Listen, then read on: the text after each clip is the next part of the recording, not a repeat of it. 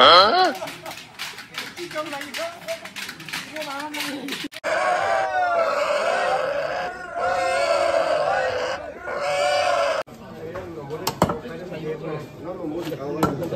namaskar, welcome to my videos. So, আজি যেহেতু দৌৰু পূজা হয়, দৌৰু পূজাত আমি কেনেকৈ পাতো তাত কি আমি খাম তাকে আপোনালোকক দেখাবলৈ চেষ্টা কৰিম।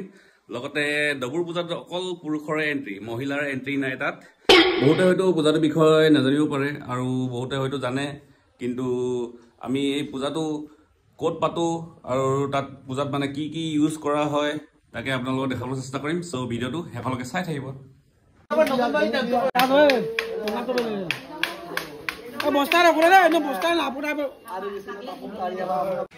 হয়তো আপোনালোকে ভাবিছে চাগে আমি লাঠি লৈ লৈ ঘৰে ঘৰে কিয় মাৰি আছো। এয়া হৈছে আমাৰ দৌৰুৰ নিয়ম। আমি এনেকৈ ঘৰে ঘৰে মাৰি পেলাই ঘৰখনত যিমান অমংগল আছিলে গোটেইখিনি দুখ দূৰ কৰিবলৈ কাৰণে আমি এনেকৈ মৰা হয়। লগতে আকৌ গাঁওখনৰ মংগলৰ কাৰণে এইবিলাক কৰা হয়। এয়া দেখিছে ঘৰটো এপাক ঘূৰি মেলি ধুনীয়াকৈ গোটেই ঘৰটো এপাক এপাক মাৰি দিয়া হয় আৰু প্ৰত্যেকখন ঘৰৰ পৰা আপোনাৰ কুকুৰা চব্জি আৰু লগতে খৰি দিয়া হয়।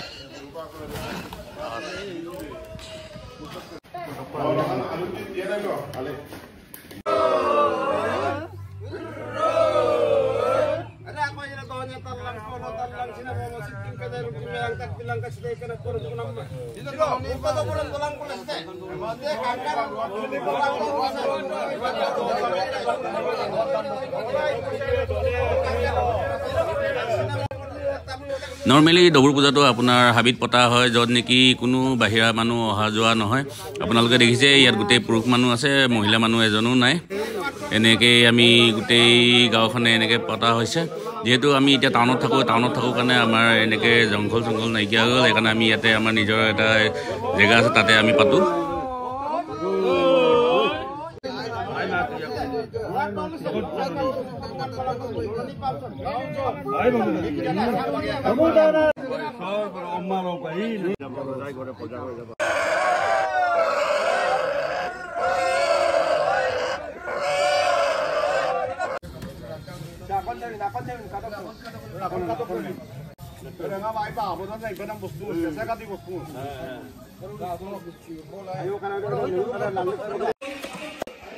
এয়া দেখিছে এতিয়া আমি চব্জি কাটি আছোঁ। চব্জি আপোনাৰ গোটেই চব্জিখিনি আপোনাৰ বইল বনোৱা হ'ব। ইয়াত কোনো ভাজি ধৰণৰ বস্তু বনাব নোৱাৰে।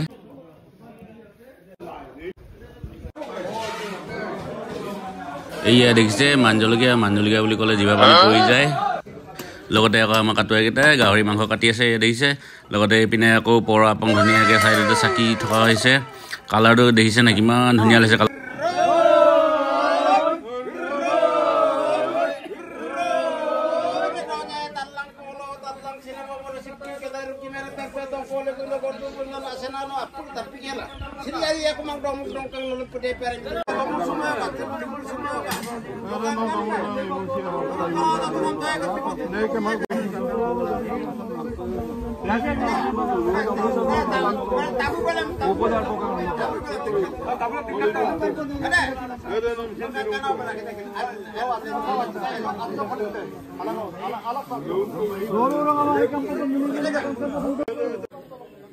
যেহেতু পূজা কৰি হৈ গ'ল, এতিয়া আমি চবেই একেলগতে মিলি পেলাই খাবলৈ আৰম্ভ কৰিছোঁ। এয়া দেখিছে এতিয়া আমি গাহৰি মাংস লৈ খাবলৈ লৈছোঁ।